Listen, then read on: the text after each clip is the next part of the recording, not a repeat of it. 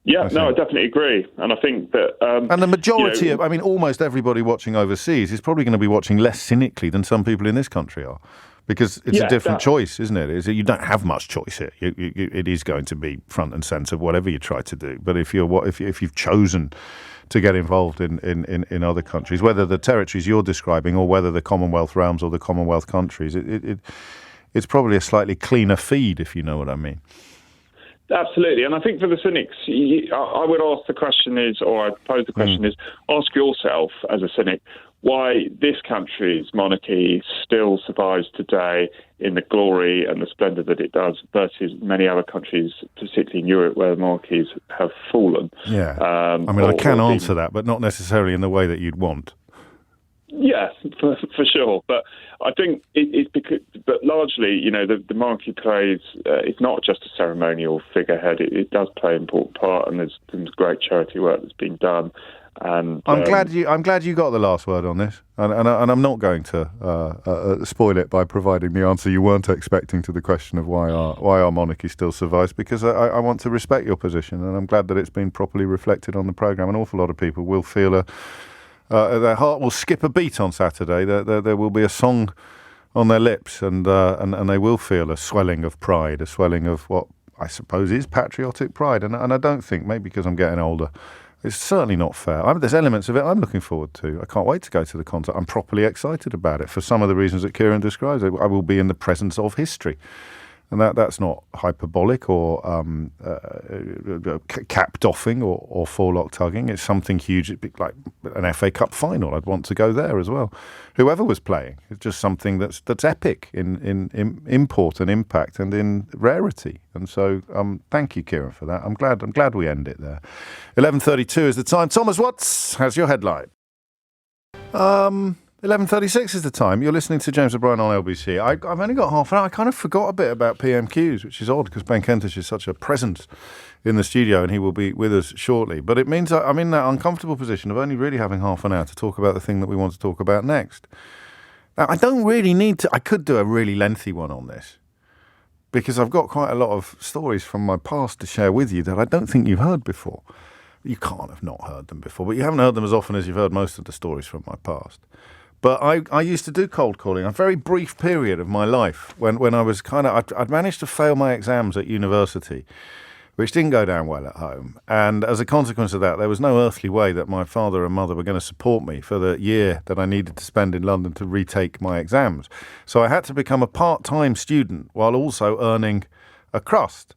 And I used to knock about with quite a lot of, of course we can carry on the calls after PMQ, so I'll set it up now and then we can... segue smoothly into a sort of post 12:30 catch up.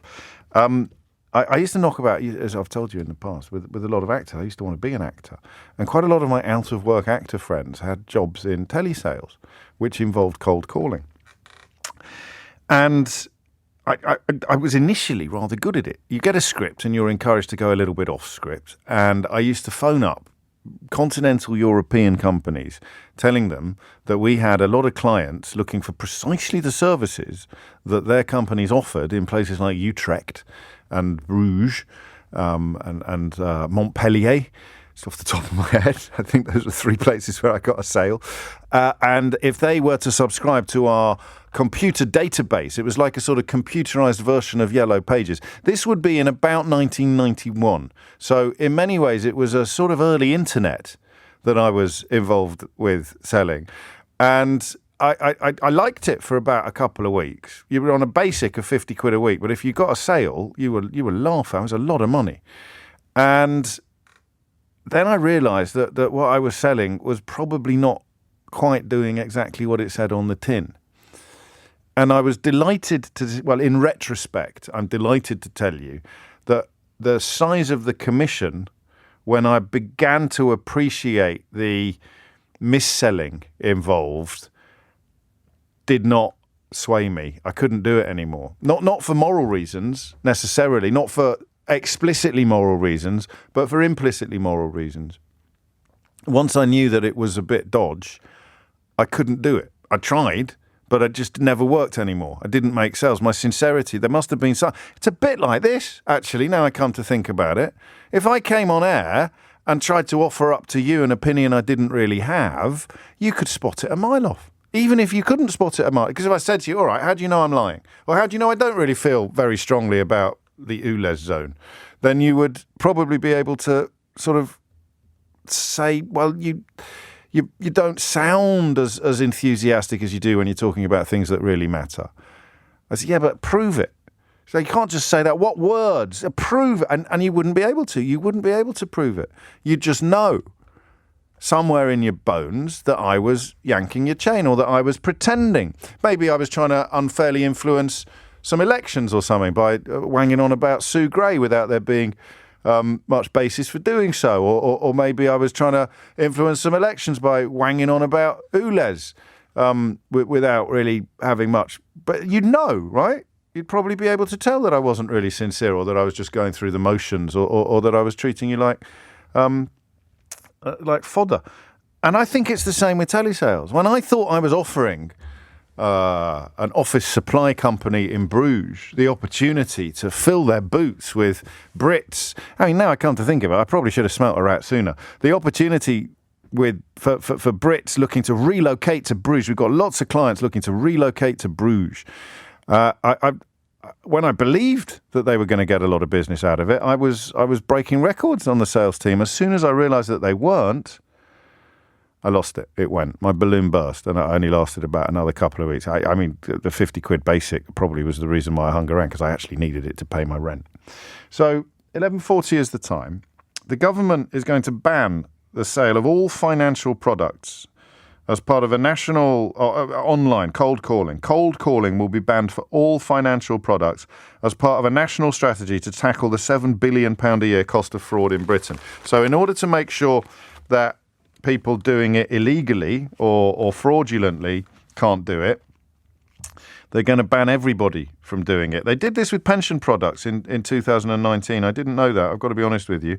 But anybody ringing you up, offering you insurance or cryptocurrency schemes or other financial products will be dodgy. And that is, I see the logic in the idea. It seems to me unfair, and that's the question I'm going to ask you.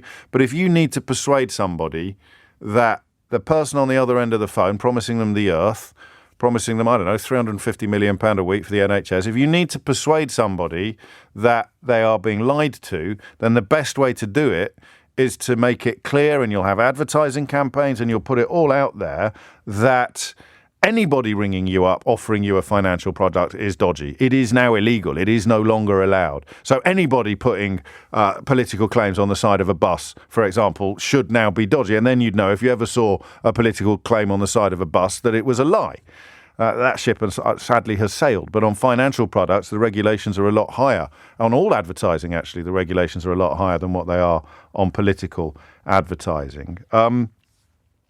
I mean, it comes from the Home Office, which means it's probably not been thought through particularly deeply, and that it has been designed more for focus groups than for facts. But even a stop clock is right twice a year.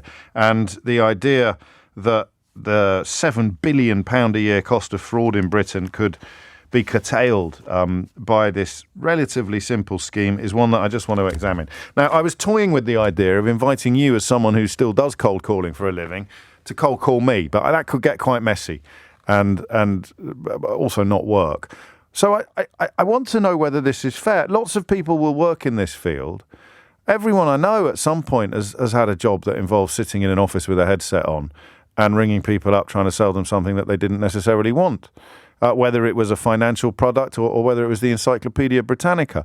So I just want to know whether they're in danger of throwing the baby out with the bathwater here. Has someone you know been conned by cold calling? 0345 6060 973. Have you been conned on a cold call? And I mean a cold call. Someone rings, and I don't mean you're going to get a tax rebate. I don't mean the stuff that it is sometimes a little bit harder to feel sympathetic about. I mean someone ringing you up, offering to sell you something that you hadn't previously. It could be a conservatory, couldn't it? I mean, that happens quite a lot. I got a pal who used to do it with double glazing when we were at college. The practice of cold calling, is it just bad? Because if you wanted to do it, If you wanted to buy it, you'd go and find out where to buy it from. So cold calling sort of creates a market and ends up, timeshares are another example, ends up flogging people stuff that they don't really want. I've not got long on this, so you need to jump right in. The person I'd also like to speak to is the aggrieved cold caller, is that you've done it for a while and you don't actually think that you're dodgy. And just because there are a lot of fraudsters around doesn't mean that you should be lumped in with them. Hit the numbers now, you will get through. They're banning the cold calling on all financial products. My gut reaction is that they are throwing the baby out with the bathwater, that there must be some uplifting examples of people who've bought a financial product they're quite pleased with. A pension that you didn't have previously, they've already banned that. But my other little voice is sort of going, it's always a bit dodge. Hit the numbers now, you will get through. 0345 6060 973. And look, the other bit of the conversation, just join me. Is it the worst job you've ever had? Cold calling. Can we go a bit further, or is that not fair? I don't know who's going to ring me first. I don't want to offend people before they've even got through. Do you have to be the kind of character that excels at cold calling? Are they spivs? 0345 6060 973. Are they the same kind of people that could have sold you Brexit? I.e., you really don't want it, but they managed to persuade you that you do. 11:49 is the time. Josh in Colchester points out, you're talking about the kind of people that could sell get-rich-quick schemes on the internet under a plethora of made-up names, James. Mentioning no names. Thank you, Josh. Cold calling. You're going to ban it with regard to financial products. We'll have a conversation about the broader issues. I'm not even sure. I think we got one caller who rings up people who've already donated to charities asking them to sign up for gift aid. No one's going to have a problem with that. For a start, it doesn't cost you anything. But if you're doing a hard sell as a charity fundraiser, ringing someone who hasn't asked to be contacted, I don't know. Are you allowed to do that? I'm not sure I do approve of that, actually, even though it's charity. Nick's in Tottenham. Nick, what made you pick up the phone? Yeah, morning, James. Hello, I would call myself a professional telemarketer. I worked in the industry for many, many years for an actual telemarketing company, making cold calls targeted with my staff to making 2 appointments on a 4-hour section. And what would happen was companies like finance companies, accountants, solicitors, whatever, would employ us to use a name. It would obviously be a fake name calling from Smith & Company, and we would have to get past what we call the gatekeeper, the secretary at the time, the PA, and get onto the managing director, or at least a decision maker, and make an appointment. And for that, we would get paid money regardless. And then they'd send their person in to try and close the deal. Correct. They would send. So why did you say obviously a fake name? Well, because we would, that was part of the fun working for the company. We would come up with names to use as aliases when we were calling, because we wouldn't use our own. Look, you and I can chuckle about this, but a lot of people listening will be goggle-eyed at this. So you're trying to get hold of managing directors of major companies in the hope of selling them expensive products. Correct. And the first thing you said to me was, obviously we used fake names. Well, there would be 4 of us in the company, and I might be on Jones and Co this morning, and my mate Dave might be on Jones and Co for the afternoon shift. So we would both be John Smith. Do you see what I mean? Right. Ringing up and we would not be really. Oh, okay. Well, we wouldn't use our own names because anyway. Why not? Why not? We would actually have a little card in front of us with our name written on it. But what? Because what you were selling was rubbish.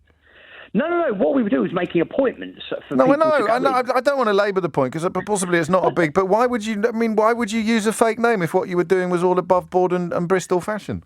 Well, do you know what? I don't know. Oh, okay. It was just one of those things. Anyway, so we were targeted, but we would buy. Girl I worked with, mate, used to call herself Raquel Welsh. And I'd say, no one's going to believe that you're Raquel Welsh. She goes, they're Belgian business people. And she used to do quite a lot of trade, actually. Raquel Welsh, I hadn't thought of that in 30 years. Go on, sorry, Nick, carry on. No, so we would buy very expensive leads with decision-maker names on. We would be targeted at, say, 200 calls in a 4-hour period with 2 appointments. And that was our job, to sit there all day long making appointments for companies. There was a thing called the TPS that came in, the telephone preference service, whereby you could be blocked from calling because of that. So that was what I did for a number of years. But since then, I've always worked in sales and always made cold calls. I now work in logistics and warehousing, and I make cold calls to brands to try and get appointments to go and sell them warehousing space. So I still do that, but I find myself doing more emails these days. Oh, really? That's interesting. So the patter has become less pertinent then? as it were? Is there a patter? Because quite often it's a script, but some people get better results than other people, even if they're reading the same script. Right, there is a patter. However, we would focus on problems and issues. So we would focus on planting an issue in the managing director's head, so that an issue with your current accountant and why we should come in. Go on. Do you want to have a go? Do you want to do that? Do you want to do that to me? Yeah. Let's have a go. Should we go from the start then? Yeah. Hello, James. It's Nick Tottenham calling here from Accounts and Co. Hello, Nick. What can I do for you?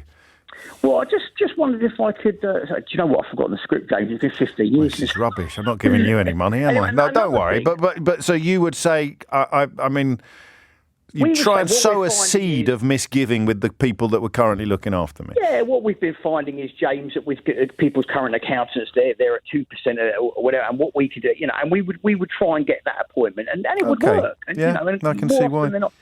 But also, I told your producer another side of the thing. I got $5,000 from PPI from a cold call coming into me. Yeah. I used to hang up on these guys all the time, but this one was I gave them a bit of a chance, and it ended up actually getting me. And they get commission on that, so everyone's a winner. Yeah, I mean, we used to carry a lot of adverts about PPI, which I don't really see morally a major difference between turning your radio on and having somebody say, "Have you thought about applying for?" and picking up your phone and having somebody say, "Have you thought about applying for PPI?"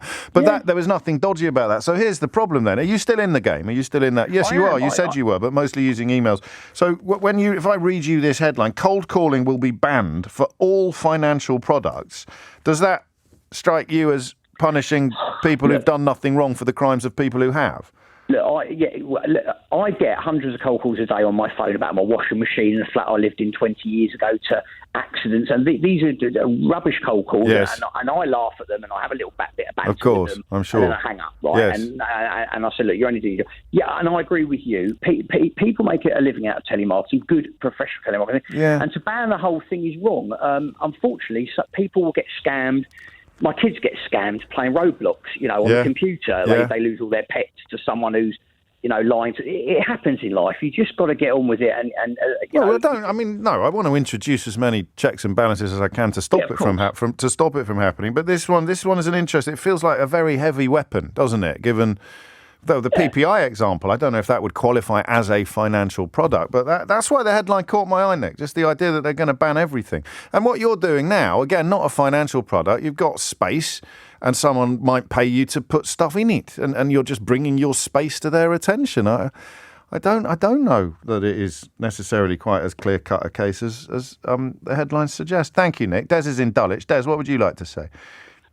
Oh, hi, James. I'd like to take umbrage with you saying that if you need a product, go out and buy it. I think certain products need to get you sold rather than Well, I think the last fella proved that with the PPI compensation, actually. Well, yeah. Well, I think... Also, the logic of my position would make advertising ridiculous, which would be a fairly stupid thing for me to do, wouldn't it? Absolutely. I bet Kent is just bent down to try and avoid the camera, and you did the exact opposite. You did a little duck and then stuck your head right in front of the camera. Sorry. I've ruined you had to be there. James, you had to be there. So, Des, you're not going to go viral, mate, because Kent has just head-butted the camera. Carry on. No, that's okay. I thought a prime example of a product is life insurance. I took a job selling life insurance to gear out after doing A-levels and for university. And I love selling it, because each time I sold it, I thought, at some stage, if that person keeps that product, they're going to make somebody happy. And it's simple questions. So it's the person that...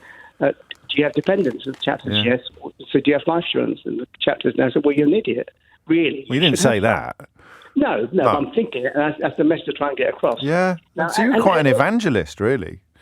Well, yeah. I believe in the product.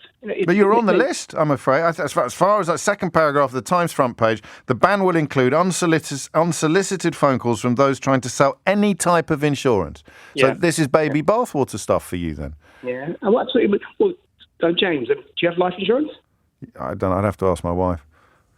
Well, that would be part of the mortgage as well, wouldn't it?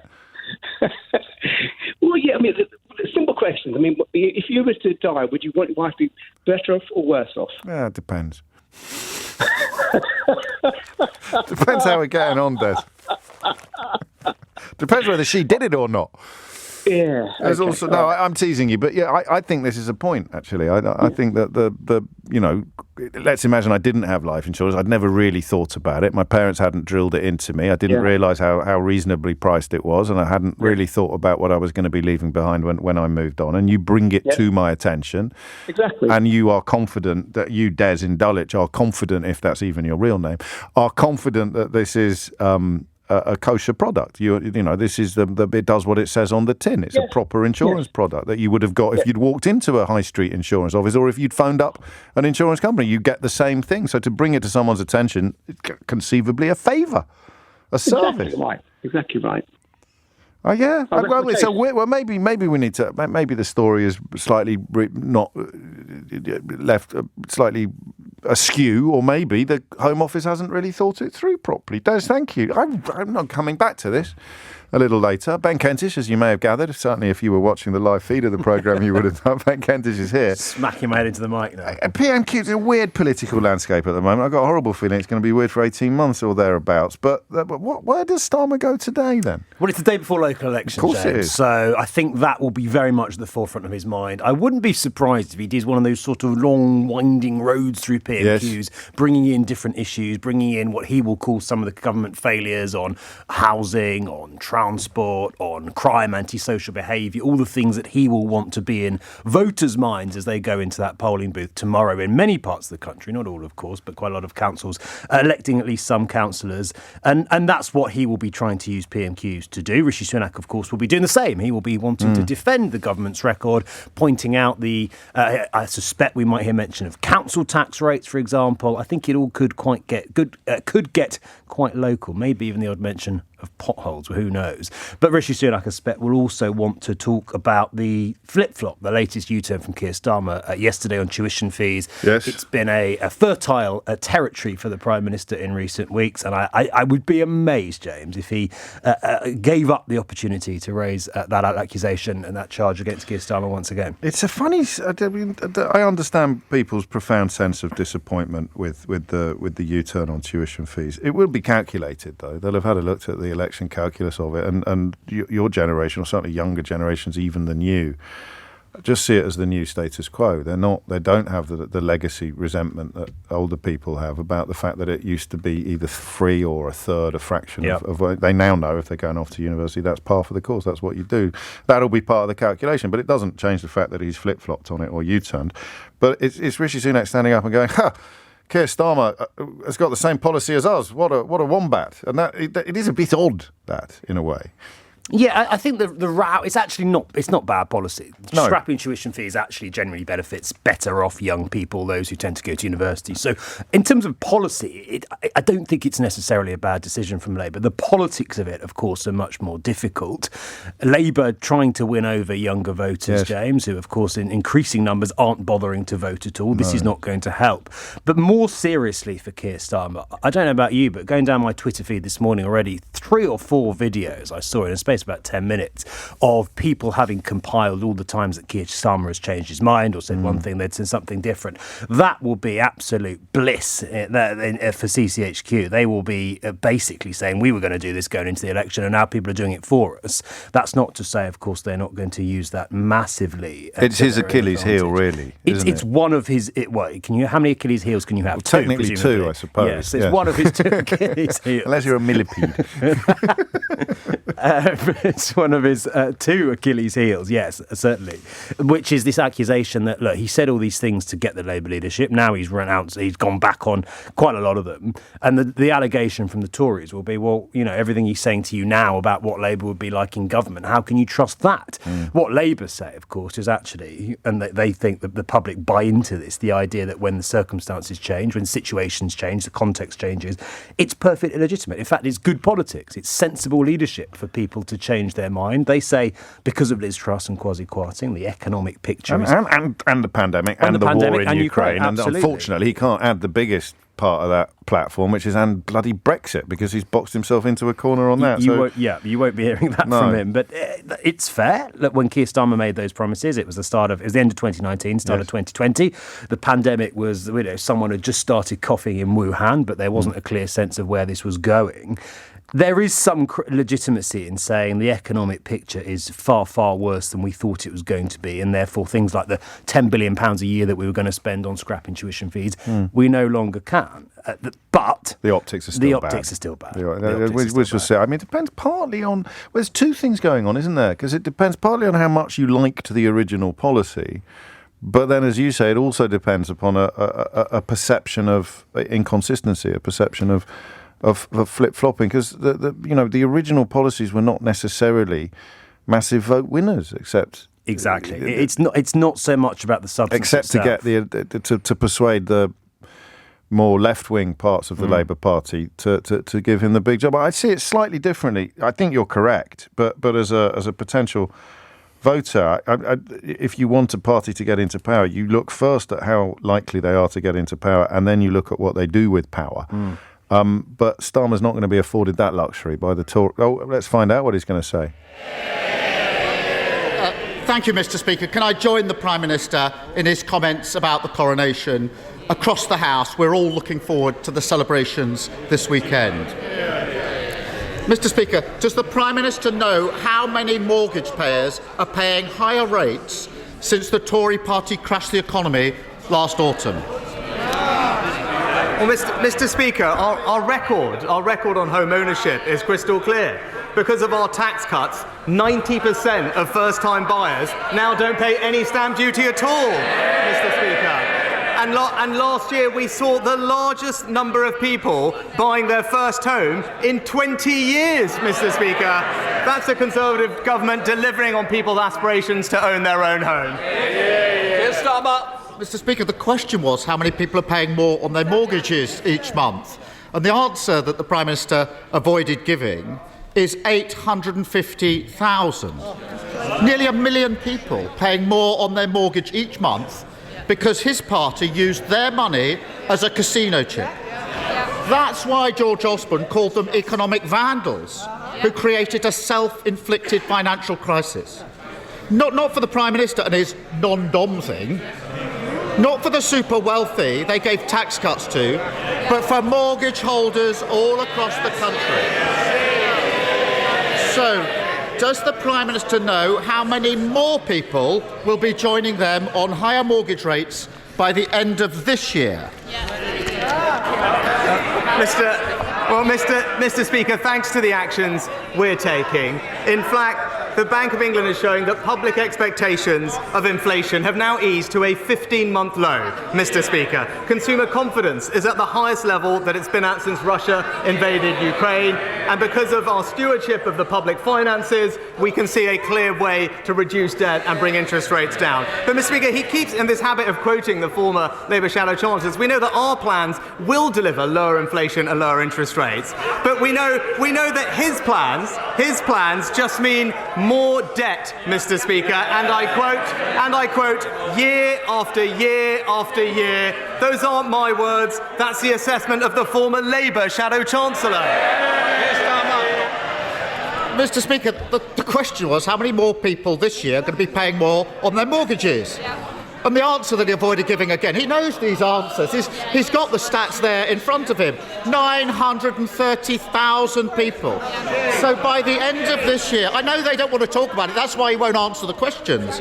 By the end of this year, nearly 2 million homeowners, counting the cost of the Tories' economic vandalism with every mortgage payment they make. And it's not just those who already own their home that are counting the cost of Tory recklessness. The average deposit for a first-time buyer is going up to £9,000. Does he even know how long it would take an average saver to put that sort of money aside? Mr. Speaker, that's why we've introduced a 95% mortgage guarantee scheme, Mr. Speaker.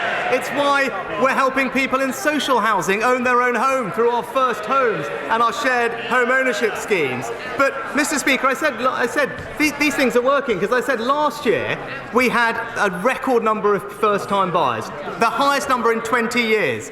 It was, Mr. Speaker, twice the number of first-time buyers than Labour ever managed, Mr. Speaker.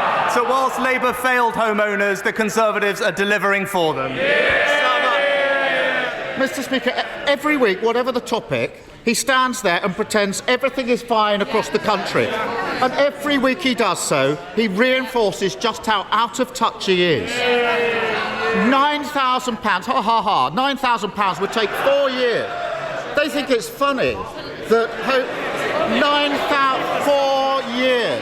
4 years for the average saver to save £9,000. Or to put it a different way, in terms the Prime Minister will understand, roughly the annual bill to heat his swimming pool. But for most people, 4 more years of scrimping is a hammer blow to their ambitions. And now he's kicking them when they're down, because his decision to scrap housing targets is killing the dream of home ownership for a generation. Why doesn't he admit he got it wrong and reverse it? Mr. Speaker, I promised to put local people in control of new housing. And I'm proud that that's what I delivered within 6 weeks of becoming Prime Minister. Now, he wants to impose top-down housing targets. He wants to concrete over the green belt and ride roughshod over local communities. Now, previously, Mr. Speaker, he did say, he's on record and saying, local people, local communities should have more power, more control. Now he's U-turned. Just another in a long list of broken promises. Mr. Speaker, the only power he's given to local communities not to build houses. And we know why he won't change course. He admitted it last month. His councillors simply don't want to build the houses local people need, so he's given them a way out. Picture the scene as he explains this to a family. Mum and Dad paying £4,000 extra on the mortgage because the Tories tanked the economy.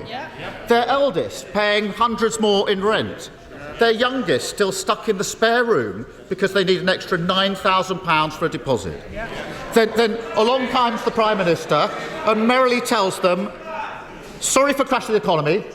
We don't want to talk about that. Sorry I can't help you with the house building, but my councillors don't like it. Oh, and before I go, here's a massive council tax increase for your troubles. Why doesn't he stop the excuses, stop blaming everyone else, and just build some houses instead? Mr. Speaker, our memories aren't that short. We all know what happened last time when they were in power. There was no money left for the country. But let's talk about the record. Let's talk about the Labour record on house building, Mr. Speaker. In London, the former Conservative mayor built 60,000 affordable homes in his first 5 years in office. How many did the current Labour mayor manage? Half of that, Mr. Speaker. In Wales, we need 12,000 new homes a year. How many have Labour built in the last year? Half of that, Mr. Speaker. As ever, Labour talk and the Conservatives deliver. Mr. Speaker, debt doubled since 2010, growth down, tax up, the economy crashed. Mr. Speaker, they're going to need a bigger note. And it's right. But week after week, we debate the issues facing in this place. But looking beyond the elections tomorrow, we also have a hugely significant weekend coming up with the King's coronation. For most, this will be the first time they've seen a monarch crowned. And I hope, and I know across the House, people will hope that people across the country enjoy the ceremony, the street parties, and of course the extra day off. 300 million will tune in. The world will see our country at its best, celebrating the beginning of a new chapter in our history. But it will also be a reminder of the loss of our late Queen, Elizabeth II, and a chance again to remember all that she gave to our country through her dedicated service. So will the Prime Minister join me in honouring our late Queen and wishing the new King a long and happy reign? Mr. Speaker, as I said at the outset, we're all looking very much forward to the coronation. It will be a very special moment in the history of our country, and I know that we will join with the country in celebrating it. But before we get to the coronation weekend, Mr. Speaker, we have an important day tomorrow, and the choice before the country is clear. when they go to that ballot box, they can see a party that stands for higher council tax, higher crime, and a litany of broken promises, Mr. Speaker. Meanwhile, we're getting on with delivering what we say with lower council tax, lower crime, and fewer potholes. The choice is clear. Vote Conservative, Mr. Speaker.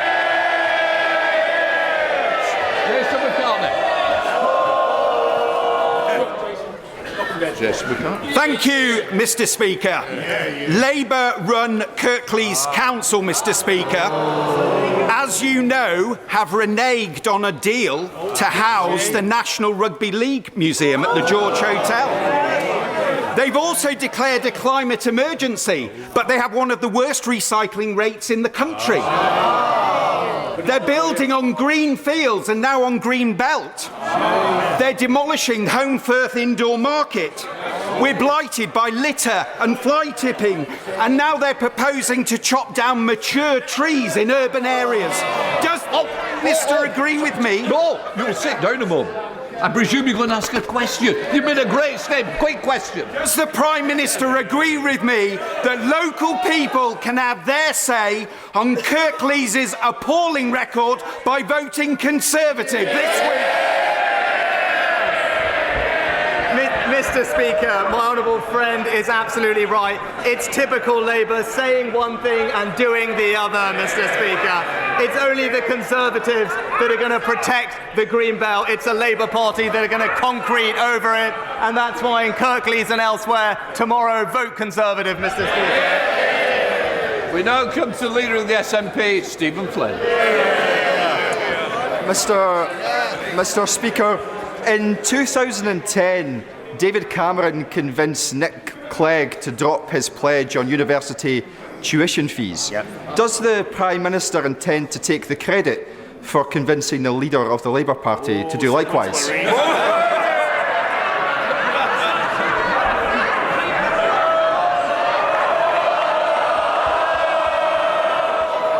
Prime Minister.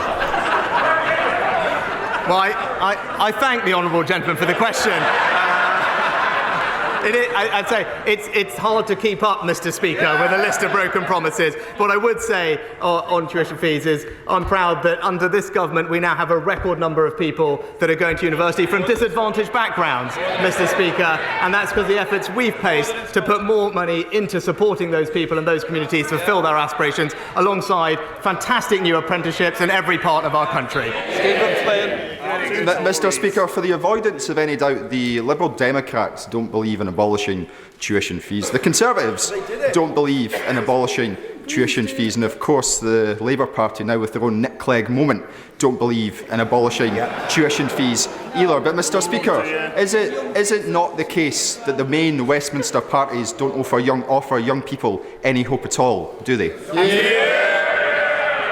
Actually, I'll gently point out to the honourable gentleman that if you're from a disadvantaged background, you're far more likely to go to university in England than you are in Scotland. Thank you, Mr. Speaker. The Conservative Police and Crime Commissioner in Dorset has delivered 174 new It police is 16 officers. minutes after 12 and you are listening to James O'Brien on LBC, where finally someone is thinking of Home Firth Indoor Market. I will pick over the bones of this week's PMQs shortly with Ben Kentish. 19 minutes after 12 is the time. You're listening to James O'Brien on LBC. PMQs, I think you called it right, although possibly not foreseeing the entire focus on housing, or more or less entire. Do you know, it occurred to me, Ben Kentish, that when they're deciding what to do at PMQs of a Wednesday, it's not unlike what you decide what to do of a Sunday and what I decide what to do Monday to Friday. You're trying to walk that tightrope between what lands and what people care about and what they will be aware of, what is in the news. Housing seems like a fairly good call for I thought it was a very good call. I thought it was the most effective PMQs he's had in weeks, if not months, James. So did a lot of our correspondents, actually. And he's had a difficult few weeks at the dispatch box against Rishi Sunak. Today, I thought it was far, far more effective. Strong use of statistics. And to be honest, I'm always surprised he doesn't talk about housing more often. Yes. It's such obvious. Well, Labour didn't build a ton of houses, did they? But you're going back 13 a lot more than plus. And what the particular problem at the moment is it's going in the wrong direction. The number of new homes being built is going down. It's about 200,000 a year. Even the government says we need 300,000 a year, and developers reckon it could go down to 160. So almost half what we need in the next year. And that is in part because of a decision that Rishi Sunak took. The decision that Keir Starmer highlighted to scrap what Michael Gove was trying to do, quite bravely by Michael Gove, trying to force councils who aren't building homes to do so by giving them these numerical targets that they would have to meet.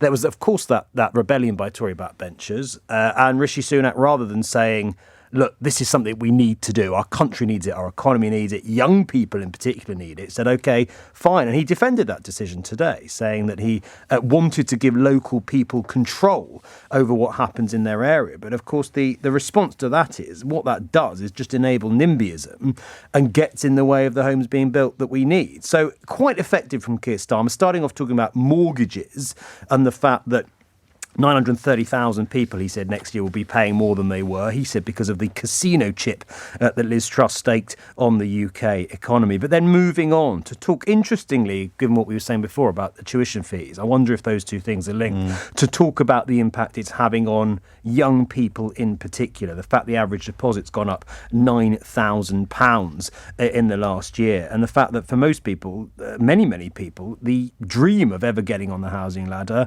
is exactly that. It's a pipe dream. So I suspect it's something we will hear quite a lot more from him about, because the Tories' record on housing over the last 10 years is undeniably pretty poor. The house prices are going up, house building figures are going down, rents have gone through the roof, the average price that a first-time buyer pays has gone up 30% in the last 5 years alone. It's breathtaking. I mean, the average age of a first-time buyer has gone up from 31 to 33 in the last decade. Now, the statistics go on, James. Keir Starmer pointed some of them. There are many more.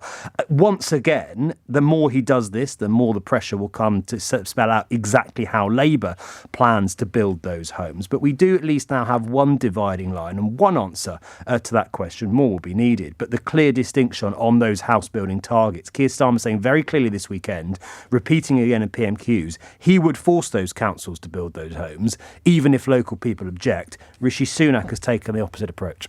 That is inarguable, isn't it? And it was almost demonstrated when he got the open goal a little later from his colleague in Yorkshire. Is it Home First Indoor Market? The question about building on Greenbelt or building on Greybelt. Yes. So that is an electoral issue. Yes.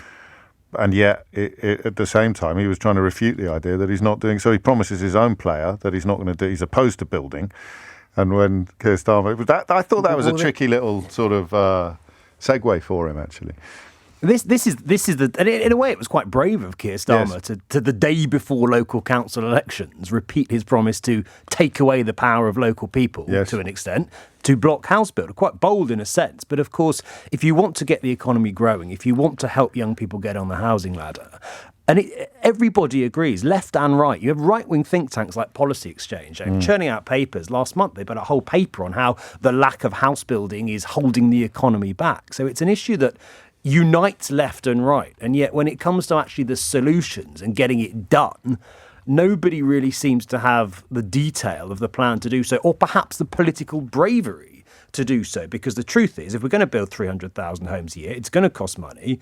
It's going to mean building on green land. It's going to mean saying to a lot of local people, I'm sorry if you don't want this development, but our country and our area needs it. And that is the truth. And as I say, quite brave of Keir Starmer, not quite to put it in those terms, obviously, but to effectively allude to that the day before council elections in much of England. Which make me slightly nervous. I'm fairly confident we haven't said anything that might get us into trouble, but we do need to observe, of course, all sort of Ofcom flavour. We love those people at Ofcom, don't we? Great guys or girls or women, all of that. So we can't go into the weeds of any local election related territory, except the broad brushstrokes that we've just heard in the Commons. And then we come to Stephen Flynn, who I am seeing in an hour and a half for an episode of Full Disclosure, actually, all things being equal, the leader of the SNP in the House of Commons, part of my ongoing mission to better reflect Scottish politics from my Westminster bubble. That's not the first time that he has turned his guns rather more enthusiastically on the Labour leader than on the PM, who he is, of course, supposed to be questioning. Yes, a bit of an open goal for Stephen Flynn, and he slotted it home, James, which was unsurprising, I think, given the tuition fee row that we've had. He wanted to draw that distinction between Labour and the SNP on the topic of education. Rishi Sunak actually highlighting that a greater proportion of disadvantaged young people go to university in England than they do in Scotland. Let me tell you, Keir Starmer and Labour will not mind that one bit. They will see the fact that the SNP wants to turn their fire on Labour, in this case more today than the Tories, as a sign of this success that Scottish Labour has had in resurrecting their fortunes, basically, and becoming once again a threat to the SNP, a mantle that was held for quite a few years over the last decade by the Tories. They will see that as something that they very much welcome. Is it a resurrection? Is a resurrection in their fortunes, but is it more a consequence of doing nothing while your enemies have a difficult time than of anything that Labour have done in particular to enhance their electoral partly. I think the feeling is that Anas Sarwar has done a pretty good job in making Scottish it wasn't Labour a rhetorical question. credible again. I think it is a bit, look, the the self-MP's utter self-implosion in recent months is certainly part of the picture, let's be very, very clear. But I do think, when you talk to people in the Labour Party and you talk to people in Scottish politics generally, there's a sense that Sarwar's done a pretty good job in sort of rebuilding the electoral machine up there, making them credible again, making them a party that has something to offer in Scotland. You've got to be there when your opponent drops the ball. You've got to be ready to pick it up, haven't you? And even if you're lucky that they dropped it, there's nothing to stop you fluffing it either. For quite a few years, I think the feeling was that Scottish Labour was absolutely nowhere. They were not equipped. Now they are somewhere to pick it up and run with it. Stephen Timms is always rather good. One of those MPs who's quite forensic, a very, very big fan of detail, and so you blooming should be. This is quite an interesting reflection upon something that I think Boris Johnson used to say a lot, and Rishi Sunak said last week. Sir Stephen Timms. Mr. Speaker, at Question Time last week, column 725, the Prime Minister referred to record numbers of people in work. In fact, as he knows, the number of people in work at the moment is still less than it was just before the pandemic, 122,792 less, according to the latest official figures. Will he reassure the House that he's not slipping into the bad ways of his predecessor but one? And will he properly correct the incorrect statement he made last week? Well, Mr. Speaker, that clarification has already been made, Mr. Speaker, in Hansard. But there are near record numbers of people in work and in payroll, and that is thanks to the actions of this government, Mr. Speaker. One record we're very proud of. You can't do that. You can't say we've got some record-breaking numbers and then someone goes, they're not actually record-breaking, are they? No, as a clarification, we've got near record-breaking. They're either record-breaking numbers or they're not record-breaking numbers. That's absolutely ridiculous. And I didn't know when I introduced that he was going to refer back to Boris Johnson in the same way that I did. But goodness me, that was bold. And it wasn't a clarification either. It was an absolute correction of something that had been put before the House of Commons that was actually false. We're done, I think, Ben Kentish, for another week. Is it another? They're not having another holiday? They're not off next week? No, not till the end of May, I think, is the next week off. What is LBC doing, as our Westminster editor? You've probably been at meetings I don't get invited to, with regard to the council election results. We are. There's an overnight special with Ian Dale and I believe myself from midnight till 6 a.m. Got the A-team on it. Don't miss it. Got it. From when? Midnight till 6 a.m. So starting midnight tomorrow? Yes. And then coming through till 6 a.m? Yeah. Fantastic. I shall try and catch some of it. It's coming up to 12:30. You're listening to James O'Brien on LBC. Amelia Cox is here now with the headlines. At 12:32 is the time. We'll have it's not really part of it will be an update, and part of it is a news story regarding Iranian activity and the... we'll be joined after 2:15 by Paul Caruana-Galizia and Omid Jalili will be back drawing attention to some of the Iranian-related issues that deserve slightly more coverage, rather more coverage, in this country. I thought this as well. Stella Creasy's just tweeted, and she, did you see the story about Stella Creasy this week? It was absolutely terrible what's happened to her and her family at the hands of some brain-dead troll. But she notices, I thought I misheard. Rishi Sunak just called George Osborne the former Labour Shadow Chancellor. He did. So that's a sign. If you were wondering, Ben Kentish got a bit carried away there, claiming it was the best that Starmer had done for weeks. It's a very good sign of Sunak being rattled. It's hard to tell when people are rattled. You could tell when Boris Johnson was rattled because the mask slipped. He looked really nasty, and that's when he'd come out with lies about Jimmy Savile or something like that when dealing with Keir Starmer. But it's a little harder with Sunak because he's a slicker character altogether. But you call George Osborne a former Labour politician. It's fair to say that you've probably got that slight production of saliva in the back of your mouth and that unscheduled gulp that you make in the middle of public speaking when you're uncomfortable. You know the kind of thing. 12:33 is the time. We'll get back to cold calling for a bit because it went really well. It went so well that I kind of wish I'd saved it for tomorrow. But we could squeeze in a couple more calls. And it seems there's a growing concern. Number one, I still think it is one of the most soul-destroying jobs in the world. But it's clear that I was just working for a soul-destroying outfit. And there are plenty of outfits that are not soul-destroying. And number two, we're not entirely clear about why they'd want to ban all practices of cold calling financial products when, for example, insurance can be quite a good thing. Ned is in Colchester. Ned, what would you like to say? How are you, James? Nice to speak to you again. Likewise. Bless you. So I think you said, are we throwing out the baby with the bathwater? Yes. I think that's a really good point. Well, I think the baby has long since grown up and moved out of home, and the bathwater has since evaporated, many, many moons ago. So just for sort of clarity, I worked in city recruitment. Oh God, I don't know what you just did with my analogy there, but I can't make head nor tail of it. So there's neither a baby nor any bathwater now. Bathwater left. Yeah, right. That's what I'm saying. So I worked in city recruitment in the sort of early 2000s and what have you, and we would get phone calls occasionally from people saying, "Can we have 100 people to come work in this office because we're setting up this financial thing?" And instantly, one half of the office would go, "Oh, great, ka-ching, we'll place 100 people in an office."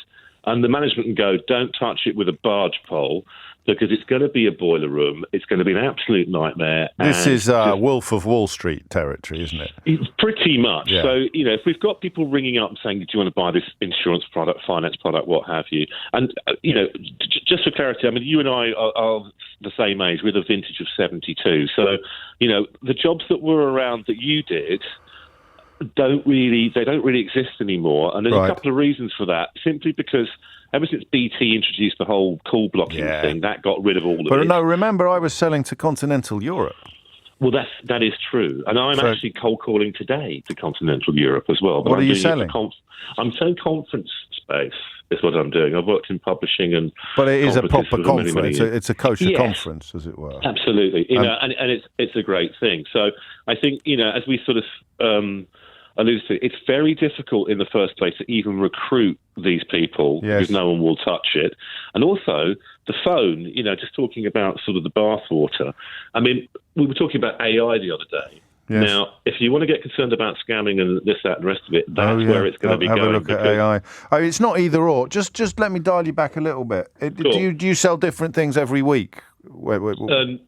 No, not. I have done. Again, within the conferencing things, that might be one about. I've done stuff around fashion or football or financial conferences or what have you. But it's an actual thing that happens on the day, and we have a delegate list, and we've done it before. But so I think, as opposed to our experience of getting on the phone saying, "Well, do you want to buy this database?" or "You've got clients, in Bruges," or for example, that is very difficult to do these days. And if you were going to sort of... So you're doing business to business, really, aren't you? And exactly. It might be cold calling, but it's cold calling. It's not like just sticking a pin in the donkey and dialing whatever number comes up in the hope that you're going to be able to flog. So what's your... I'm probably because you confuse me so much with your evaporating bathwater. Well, in a sentence, what is your response to a ban on all unsolicited phone calls from anyone trying to sell any type of insurance or cryptocurrency scheme? I think the financial side, I think it's long gone. That's what I'm trying to say to you. I think it died. That form of sales So it's a good policy then, because anybody who is doing it is dodgy by definition. They'll be ignoring the regulations that are already in place. Well, here's the thing. I think it's a dead donkey, right? Because I don't think it really exists anymore. And I think this it must do, mate, because there's £7 billion a year in fraud that's going on. What, from financial cold calling? No, not necessarily. I'm just reading the headline figure that they're using to justify the policy, and you're from inside the issue. You're suggesting that actually there is £7 billion a year of fraud, but the role that is played in that fraud by unsolicited phone calls from those trying to sell any type of insurance or cryptocurrency is probably considerably lower. I would say it was almost nothing, because if you wanted to, get into that, I mean, I've had the great pleasure, for example, of being retweeted by yourself a couple of times, pleasure and pain, and the million views that you get, and the likes and the clicks and the, all about this. So if you wanted to grab people's attention, it's much easier now just to send about 1 billion emails out, like I'm a Nigerian prince, and send me this. It's far more effective than employing 100 people. I'm interested in that. I'm reading. Yeah, of course it is. Of course it is. And you'll have bots doing that, and you'll just be able to sit there and harvest a tiny number of responses you get, but enough to justify sticking all those hooks in the water in the first place. Ned, thank you. I'm just trying to crunch the numbers while I'm listening and talking to you, and I think you might be onto something. So 1 in 15 people fall victim to fraud each year, which costs members of the public £7 billion combined. 9 in 10 internet users have encountered online scams. The question of how big a role the kind of cold calling that we're talking about and their banning plays in that overall figure does not get answered. I think Ned might be onto something there, actually. This might be a big brouhaha about or going after the wrong target. Tom's in Birmingham. Tom, what would you like to say? Mine is just a one from years and years and years ago about how cold calling can be absolutely dreadful when they're idiots. And I used to work for a Windows company, and so with my first couple of days, they handed us a big list of names and addresses and phone numbers. They'd all be on the same road, and you were told to phone up. And if it was an old lady, and she had didn't want a Windows doing, you'd say, well, if you look at Mrs. Smith at number 23. She got burgled through the back windows last week. She didn't have them done. Oh. So it was really, really, really grim. They were making us phone up old ladies and basically say, if you don't buy our windows, then you're going to get burgled. Were you any good at it? I was dreadful. I quit after a few days. But the one guy who taught us how to do this, obviously we had a script and stuff, but honestly, it was so... You've got to be able to turn your conscience off, right? Oh, I have no conscience. That was no problem. The money was dreadful as well. You're sort of pressurising these old ladies into selling, and it's just this big list of numbers, and no one wants to be called at home and be threatened in their own home.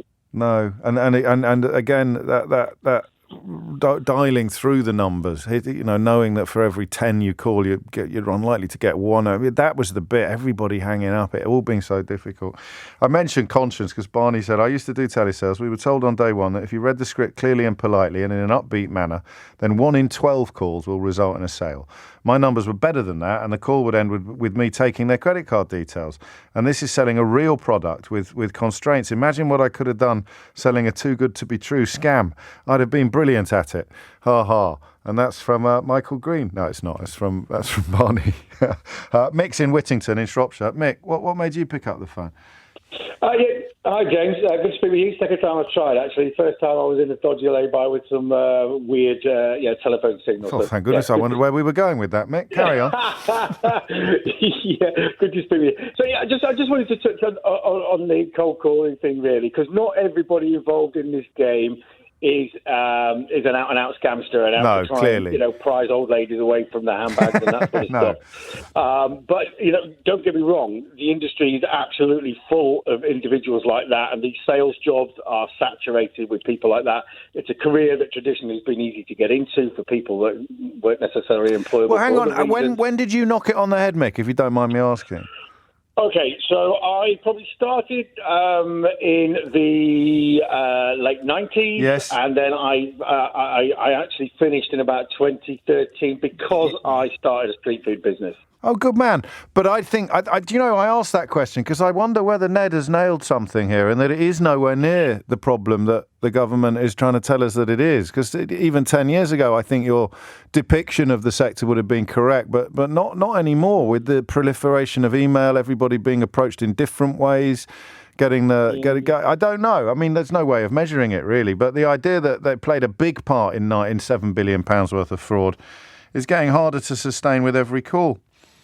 I think what's happening, and people are just so bombarded with lots of different situations and information these days that they're unable to recall the fact that these go around in cycles. Yes. So when I first started in this industry, and I was sort of working in car insurance, and then I moved into financial services. So I was involved with selling personal loans.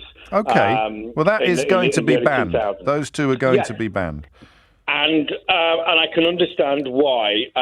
So if I just go back to one step before that, I was working in customer services for a life insurance company, a very large provider, still going today, and they were involved in something called the HBR redress. Now, I'm not sure if you'll remember, but perhaps some people listening will. The older generation in those days, in the early 2000s, which were reaching the age, coming towards the end of their life, were sold something called penny policies in the early, where they paid 1 or 2 pence a week into their policies, and then this was going to provide, cover the cost for them to be buried, their funeral costs, etc.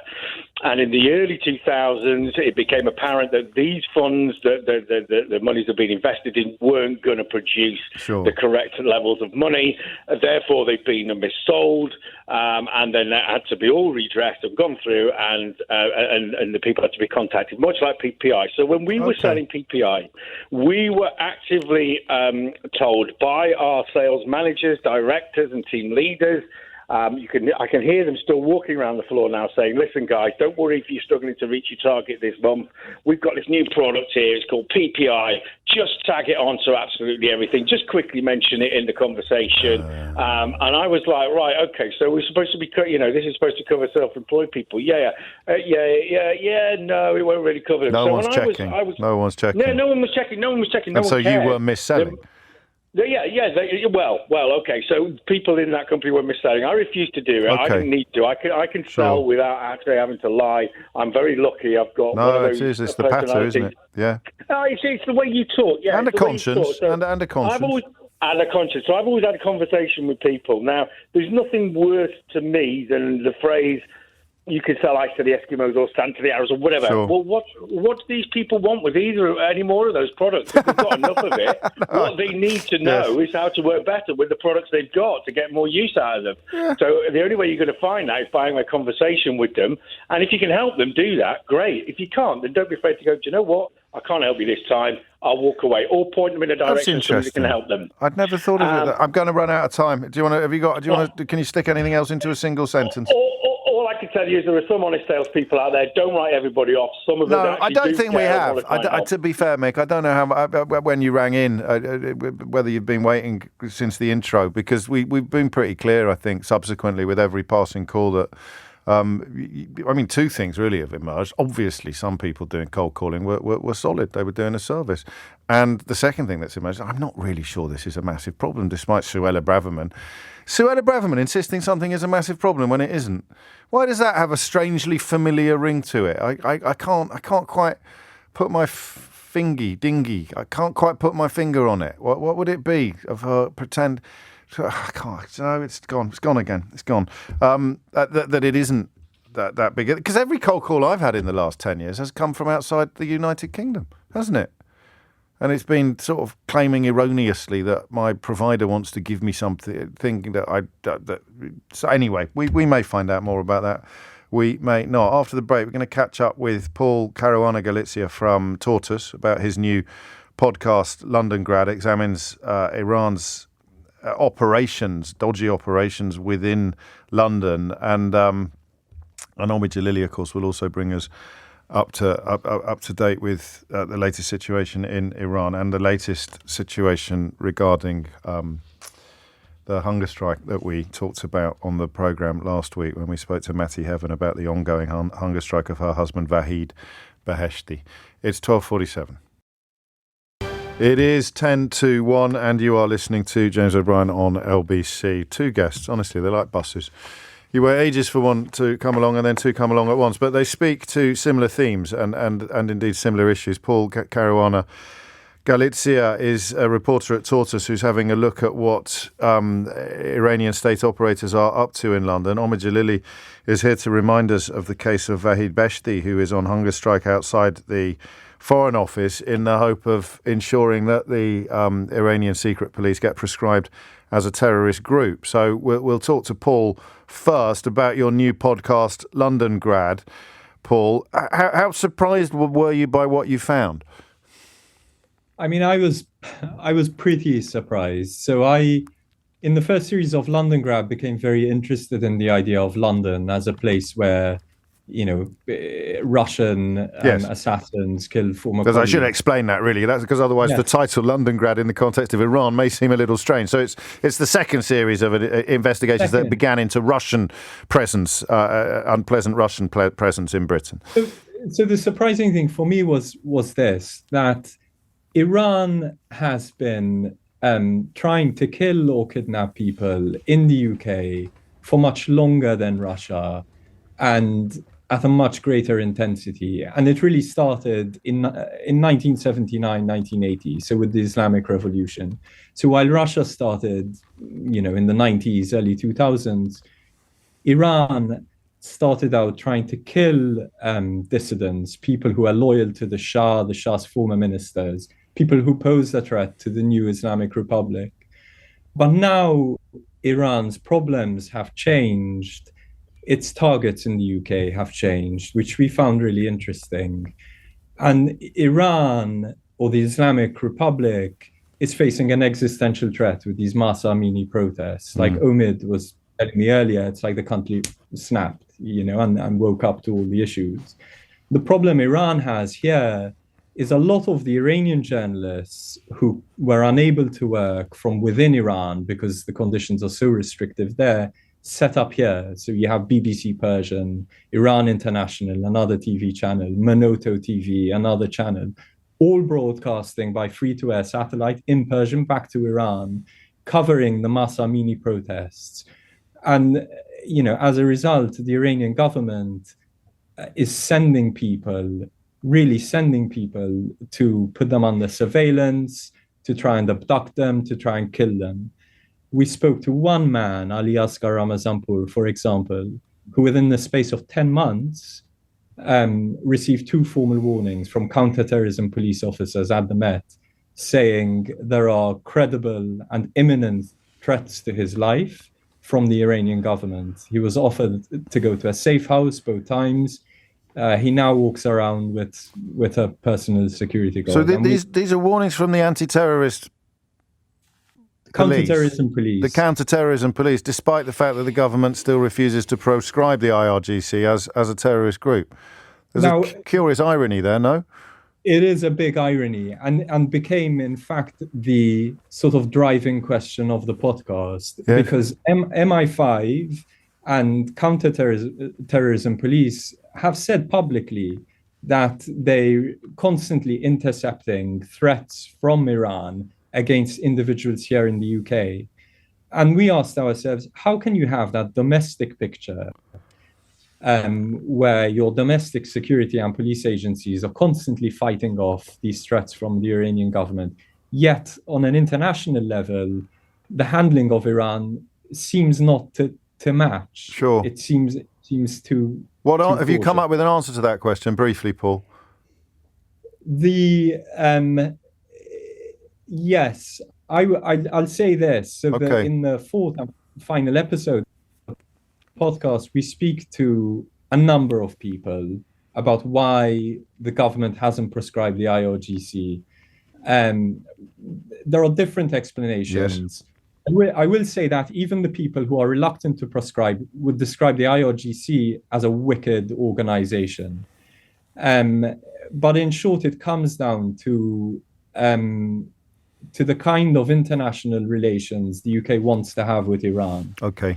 Frankly, does it think it's worth prescribing this wicked organization given the fallout that may have. Now that's the view of the people we can hear you talking to on the second series of the London Grab podcast. Thank you, Paul. I mean, it leads really horribly, in fact, into the case of Vahid Beheshti, who remains, of course, on hunger strike outside the Foreign Office, precisely because he is clear about the need, or he articulates the people's demand to put the IRGC on that terror list. Omid Jalili, the comedian and actor, has been very closely allied with that cause, and indeed with Vahid and his family. You should give us a quick update, if you can, Omid, on how he's doing.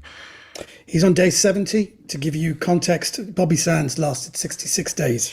He's keeping going because he believes in the righteousness of his cause. He's taking little bits of salt and sugar, as well as tea, water and coffee, that's keeping him alive. I don't think he's got long left. He's probably got 5 to 10 days before his body shuts down, and he'll probably be dead in about a week and a half. But yesterday we saw in the Houses of Parliament James Cleverly, the Foreign Secretary, being asked questions very strongly about why it hasn't happened. And he continues to say the same thing, which is we're just hoping Iran will improve their human rights record. That seems to be the broken record. And we've been saying for a very, very long time, for 44 years, this regime has not had any behavioral change, any sanctions, nothing has worked. In fact, by sanctioning them,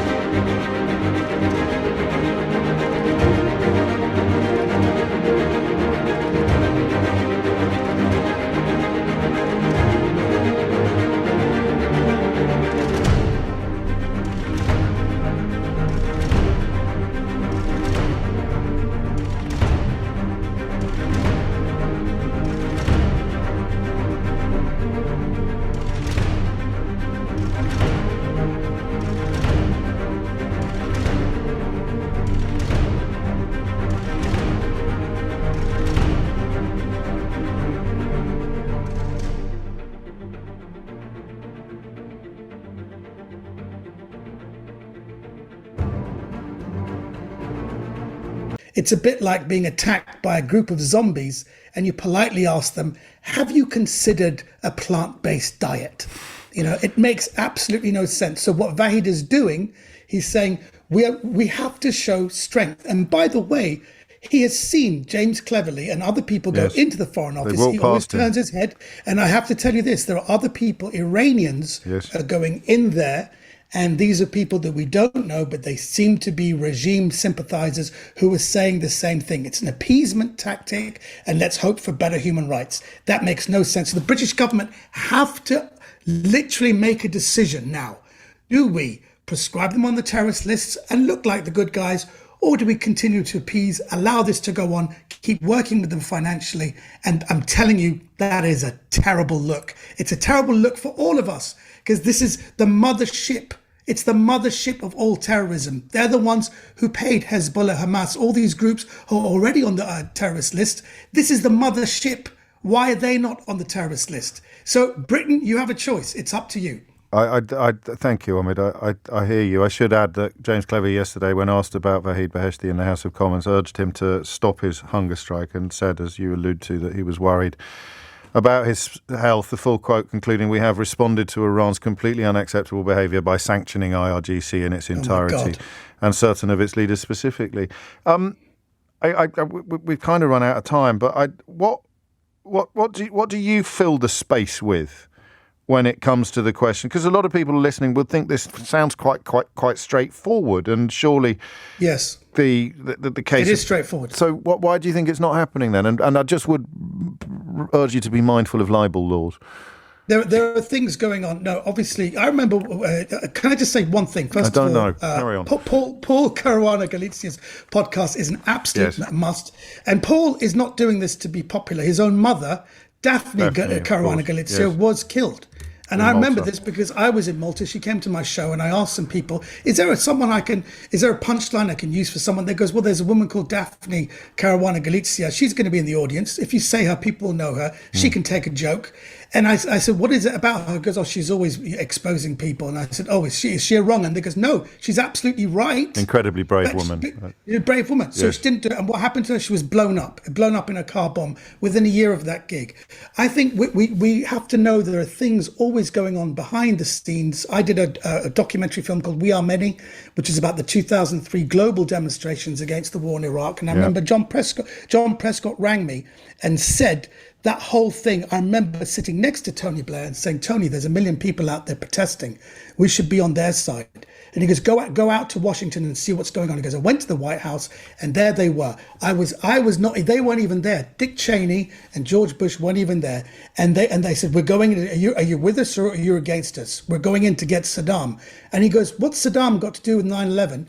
And George Bush said, he tried to kill my daddy.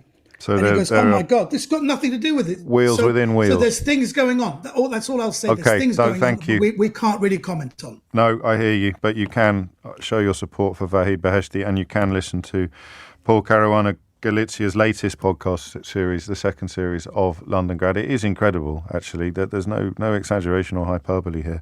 As you may know, I got involved with some of the people Omid has referred to there, with my work with the Magnitsky organisation, which started by looking at Russian corruption, which is, of course, what the first series of Londongrad did as well, and the way the tentacles of that corruption reach into the heart of the British establishment. But I am now very late for handing over to Sheila Fogarty, for which I apologise, and remind you briefly that you can listen to the show again on Global Player. Tom Sawbrick with you at 4, Sheila with you now. Sawbrick with you at 4, Sheila with you now. Sawbrick with you at 4, Sheila with you now. Sawbrick with you at 4, Sheila with you now. Sawbrick with you at 4, Sheila with you now. Sawbrick with you at 4, Sheila with you now. Sawbrick with you at 4, Sheila with you now. Sawbrick with you at 4, Sheila with you now. Sawbrick with you at 4, Sheila with you now. Sawbrick with you at 4, Sheila with you now. Sawbrick with you at 4, Sheila with you now. Sawbrick with you at 4, Sheila with you now. Sawbrick with you at 4, Sheila with you now. Sawbrick with you at 4, Sheila with you now. Sawbrick with you